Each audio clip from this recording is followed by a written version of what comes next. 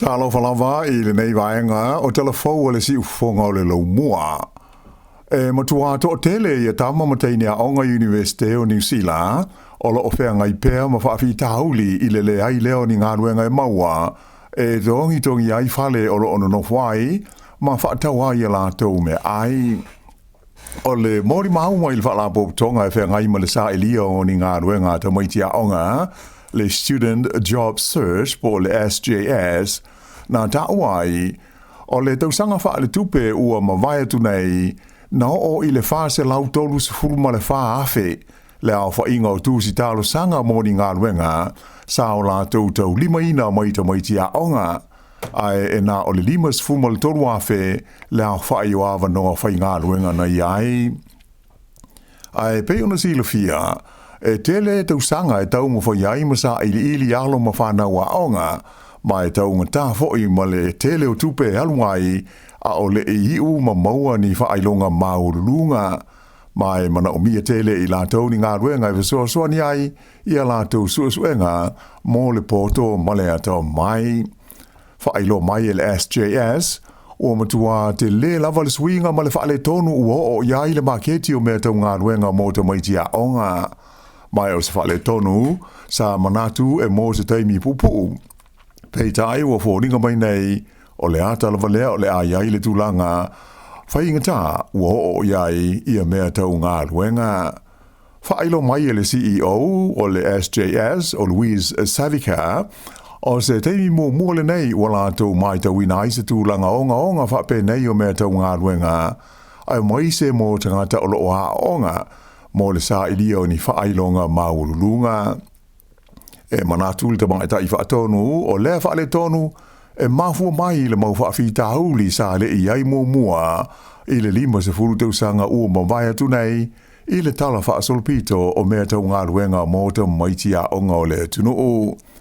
Na ia ta ua e ui I ia whaale tonu ai o lo tu mau pea le langolongo sua le SJS mō ta maiti a onga uma o lo fia maua ni ngā ruenga au tau mwhaya I e wha uma o la tau whaailonga o loo sa I lima sue iai. E musu le min staff e malanga inga e whaalawa I tele mai se pepa le kāpeneta le ana whaalia le teitai o le New Zealand First wawasa manai o Winston Peters e whaamau ni ai na whaia whaalilo le malo New Zealand I ni suinga o le tūlafono mo te ngata whai malanga mai le tunu o initia. Whaalia mai le minsta o Erica Stanford o tau fia le whaailo ina mai whaalawa I tele o vaenga uma o le nei pepa I le taimi nei ina ia maru pui ai tūlanga whaale tūlafono ai mai se le nganga o whautuanga alo ia o loo tu inatu I minsta ato ai masui o le malo mo ana whaai unga whai. Sa ta ua whoi le minsta e le sili atu ona ta ua le whalawa I tele mai o le pepa le malo na I lo le tau fia pea wha lilo. O wawasa mana ia pe ona sila fia o le minsta o le vai fafo o New Zealand mai o levo na ia whailo mai alo ia lona te ena o le whenga inga sa oloto ma le malo intia a o le I wha nia masai nia le whenga inga I le vao malo I lua. Na whaalia fōi o na atunga lunga walona te ena waia inga tauwhe malanga inga le vao New Zealand ma initia o loo hawhia I tonu o lea whenga inga o na e manatu le lato patia le New Zealand First e le whetaui ma e le ia fuafuanga mo le lumana ai o New Zealand. Sa tele ai fōi na whai tio ina le taitai langolanga o le New Zealand First o le minsta ia Shane Jones ona o ni ana la fonga whaatusa I le ono sa ona maua o awanoa tangata intia e malanga mai ai manonofo ma whai ngāruenga I New Zealand hei. O le masina na tuana e tunei o uni le sa sauno ai wawasa I le tono le parlemene mai ia whaita wina se vaenga o le pepa le nei al kāpeneta mai ia whaalia manino ai o le whaamauninga lea na ioe ma whaamaunia le minsta o Erica Stanford ia swinga o le tūlafono tauwhe malanga inga e a fia I tangata malanga mai initia. Ta ua I fo e wawasa I le taimi o la o a fia I le nei lawa pepa ia talanoanga po whautuanga a sui o le mtanga luenga o loo wha amawhai nai e tā ua na whaalilolilo ai aua le whaalawa i te leina i swinga i o le tulafono ona o le popole i le tūlanga i ono o iai se tali mai ia i le malo i ni tia. Peita i la sa whailoa i le minstau e whaataua inga o Todd McClay e le sao ia tu ua inga wa wasa mana ia mai e whaautua i nai le te tau na tau fia le whaia peo ni saunuanga le sao e whaato sina ai le au pālota. O le whaalinga manino wa wasa i le au tūstala e le mawhaiu na ia whaalawa i te leina mai le pepale nei ma ona e soli ai ma whaina tu la fono e pui ai ngā ruenga ar ka peneta. Ai sa ia whautua ina lau whaasara lau ina ia o anga i le minstau fe malanga inga e tau na mo mai ai se kopi o lea pepa mo i la tau. O lea ua toe o i le tonu Tala i le lita le tau o le pensini i le tonu o New Zealand. O se lipoti mai le upenga o fesota inga a le Gaspi i le tai au le songofua na tauai o le tau o le pensini i watasi lea ua toe foi i le tonu Tala i le lita. E tusa lea ma le iwa sene ua si iti ai mai le tau na iai i le whāwai aso ua tua nai. O le neisi tanga e pei o na lipotia mai e mafua o na ua toe si fo i lunga le tau o le swa ui ma keti o le lalulangi i na ua toe vevela le tau a Amerika ma Iran.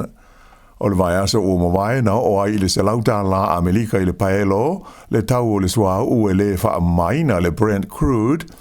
Peita ai sa mai tawina sina pa ute isi lalo i le wha iunga le vai aso i na ua tau fia i oso wha inga a Amerika wha sanga i a Iran. E o mai la i le tai au le songofua ua tula i mai le tau o le soau o le Brent crude i le iwa ono tala Amerika i le paelo e tasi o se tulanga o loo maa ta i tu ina pea i le Caspi a e whapea i company tau le malo sianga i tu tonu o New Zealand i le taimi nei. O le aso lulu o le a ilo i nai le whainga malo so whatasi ia se whautuanga e winga i le fesoswani mo a inga ia e au pito i a whaina ona o le siti o le tau o le sua umo le peini sini. Pe tai la sa wha mawhaina i le minstau tupe Nicola Willis o le nei ilo i longa le malo e le whapea o le a tau fia i loa ma whaamuta i a le fesoswani i le tau o le peini sini mo a inga o lo o la tau maua i le taimi nei. O le nei fuafua ngā le malo ua so ma se whaasi silanga a le pāle mia tui si nave maulu mo tōtua Christopher Larkson na whaia i le sto nai le ana i ta awai a whai e toi tūla i mai la tau i le taita inga o le malo o le a la tau whaau pōpo ina le umi e malo lo ma livi ai mātua mo le tau singa o pepe fau ina i o atu i le tolu se fulu vai aso le umi o le livi le ta o le parental leave ai maua pēo la tau tutongi. E le ngata ina whaalau tele ai, ia lea i tu a ingo livi, ai o le a whaatanga ai foi, o na malolo umai se urunga li, mo le wa inga, ma le tau singa o se pepe fau, pe a whai e mana na o iai.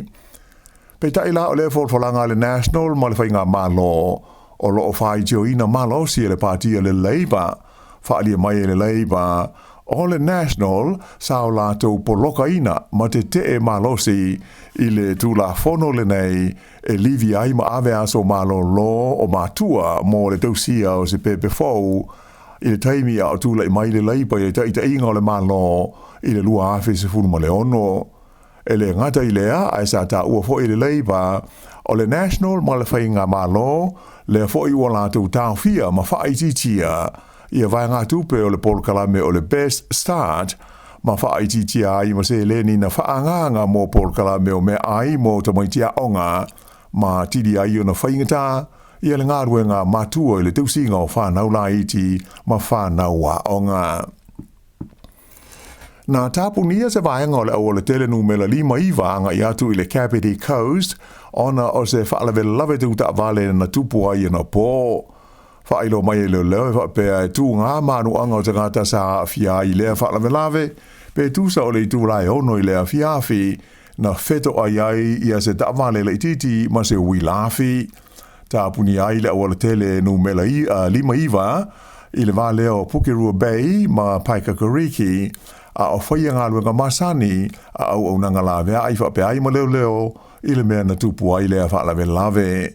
Sa whau tua i nai te ngāta malanga ina ia whao ngā le au ore tele nume le tasi le transmission gali i le wā o Porirua ma le Cavity Coast a o whaia ia ngā ruenga ano pō.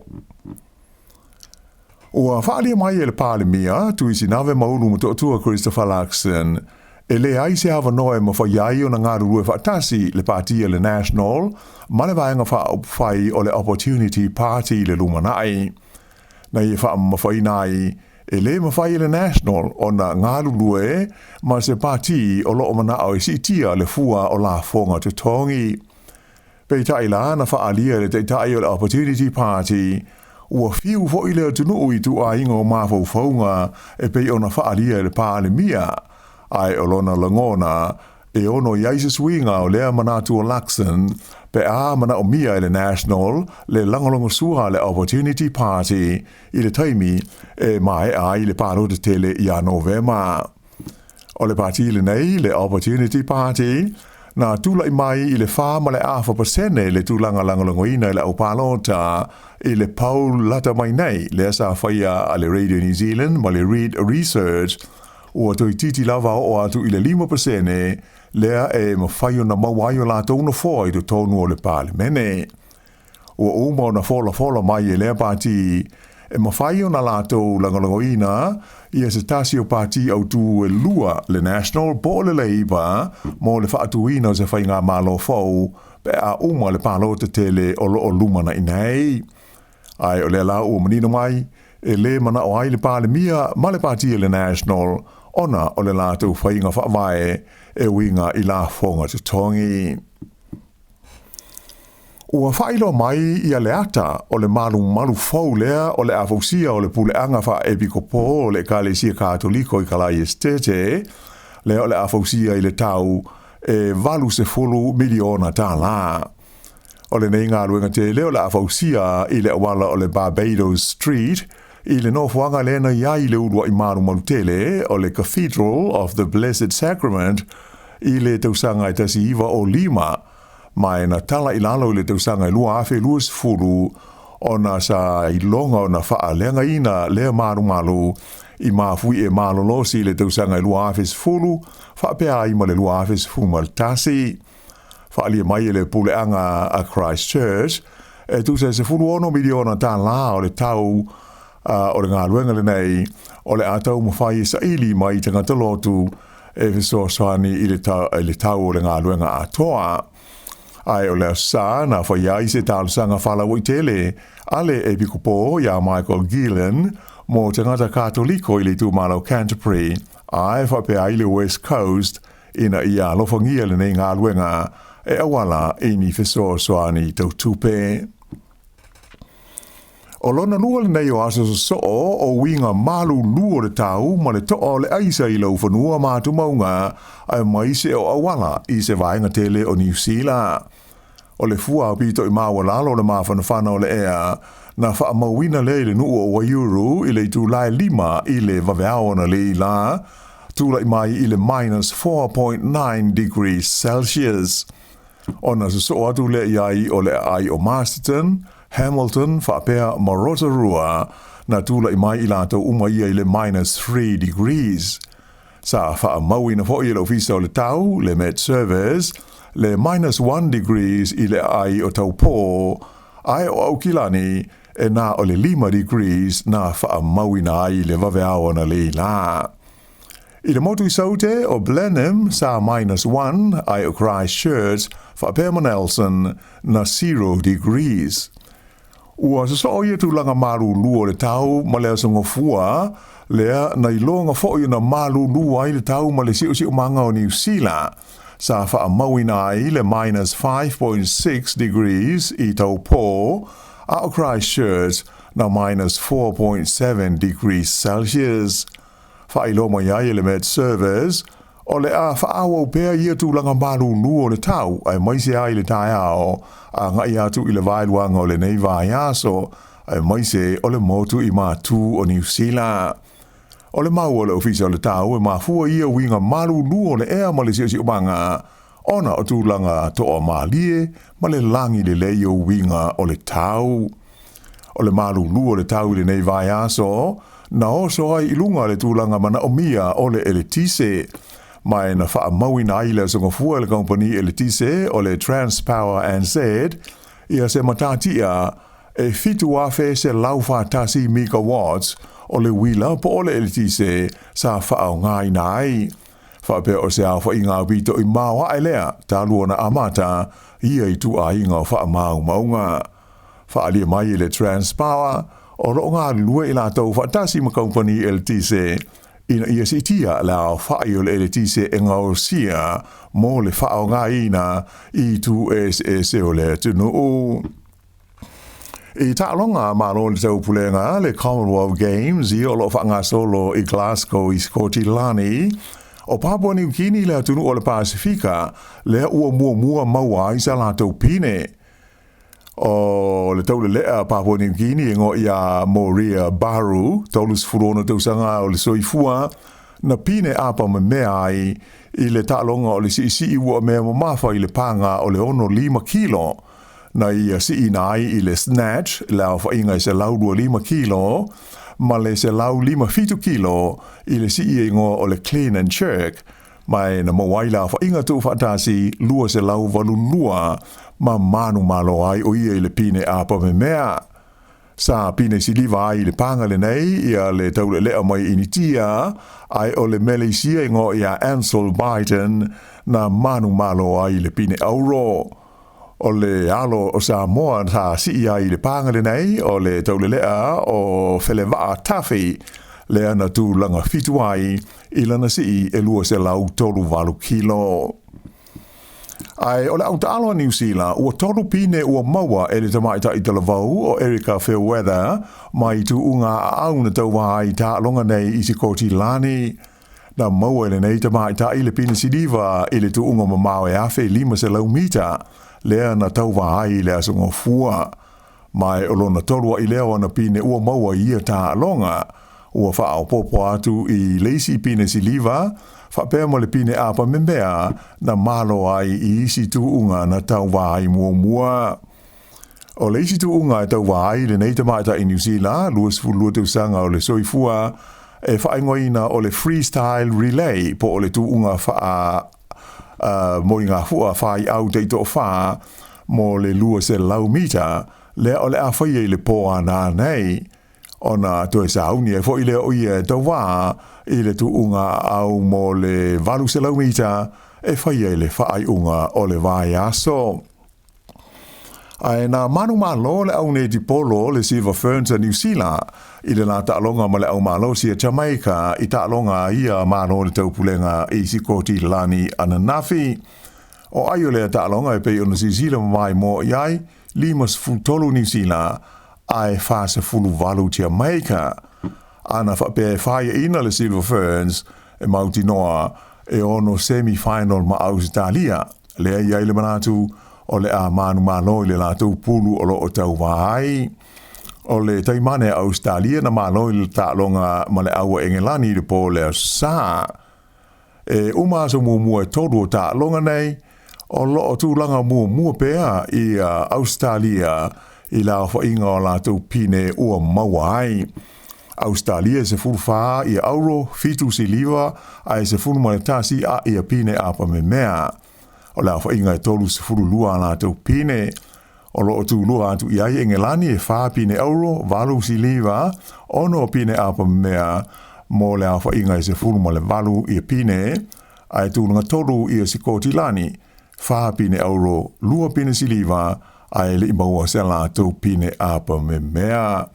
O New Zealand e le imaua se euro i le taiminei, ai ua lua pine si liwa, lua foi ma pine apa me mea.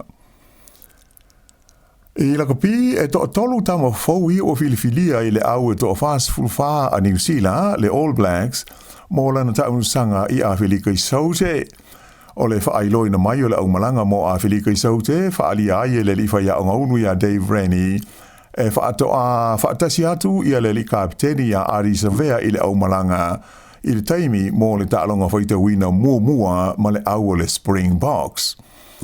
O tamata alo forward o toruia o mauolo latu wawanoa le olpeleki, Alfia le proud pa le Hurricanes o sia le lawaki fa pe le lose forward ale au le Moana Pacifica o se misi tu Aotearoa Ilaoa ma le first 5 ale au le Chiefs o le Dio Charles Jacob e to a fitu ia olo pele ki tuai o to e mauolo la tu wavanoa i le au mo le malanga lea i Awhilika e Alfia le prop o Ollie Norris o le huka o George Bell o le loka o Fabian Holland le flanker o Ethan Blackadder, midfielder ia Timothy Tavatava Naiwai, ma Rico Ioane whapea ma Emoni Narawa mo le lainei tua. O le li kapteni ia Ari Savea, lo aveo naso malon loi le teimi nei, ma e whaato a tau nua atu i Awhilika i saute, e tāla whea ngai ma le tālonga whaitawina mua ma le Springboks, le whaiela su luas furulua o Aukuso. O lona winga ele ta alo ia i ta'alonga amata o le ta'amunsanga i le wā ma au le Stormers, Sharks, whapea mo le Bulls, ai o le huka le i o Cody Taylor, le o ia tau aweina le tūlanga kapiteni mo le ta'amunsanga i Awhilika. O le ta'alonga mua le ta'amunsanga le nei a New Zealand i Awhilika i saute, e whaia le ai o Cape Town i le aso valu o Aukuso, o le awhitawi ai ma le au malosi a le Stormers. Whaai unga na o telefou.